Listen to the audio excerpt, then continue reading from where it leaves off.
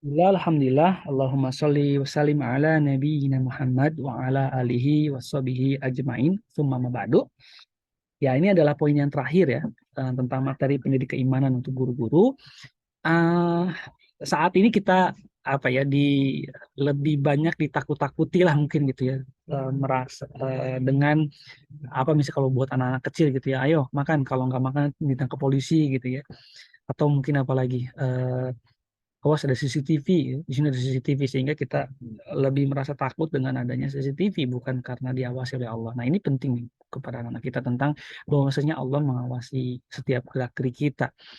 Eh, Misal mungkin anak-anak kita menjatuhkan gelas kemudian dia mencoba berbohong gitu ya, atau misalnya dia makan tapi makannya nggak dia habiskan, dia buang kemana gitu ya, kemudian kita tahu gitu ya bahwasanya dia berbohong, maka kita sampaikan kepada dia bahwasanya mungkin bunda nggak tahu tapi Allah tahu gitu ya, maka hati-hati dengan perbuatan kita, karena sejatinya Allah itu mengawasi dalam setiap gerak-gerik kita.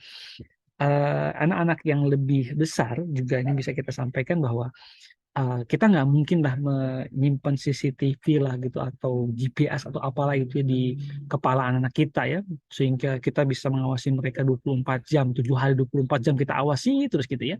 Itu sesuatu hal yang mustahil lah gitu ya, dan tentunya itu tidak baik buat mereka gitu ya. Yang maka kita ajarkan pada mereka bahwasanya Allah ngawasin kalian gitu. Artinya kalaupun misalnya gitu ya, mungkin kalian melakukan sesuatu yang itu nggak baik, mungkin gurunya nggak tahu, mungkin orang tuanya nggak tahu, tapi bisa jadi Allah itu akan ngasih tahu lewat orang lain ya. Ini pelajaran penting itu buat anak-anak kita ya. Bahwasanya oh bu guru nggak tahu, tapi alhamdulillah Allah kasih tahu lewat siapa gitu ya.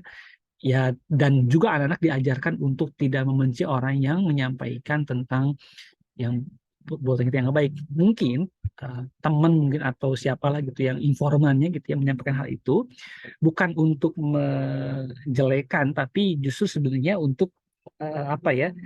Itu sebenarnya eh, supaya kita kembali lagi kepada jalan yang benar gitu. Jadi itu juga perlu tuh sudut pandang yang seperti itu buat anak kita. Jadi intinya di poin ke-11 ini bahwa Allah itu mengawasi kita ya, mengawasi setiap diri kita.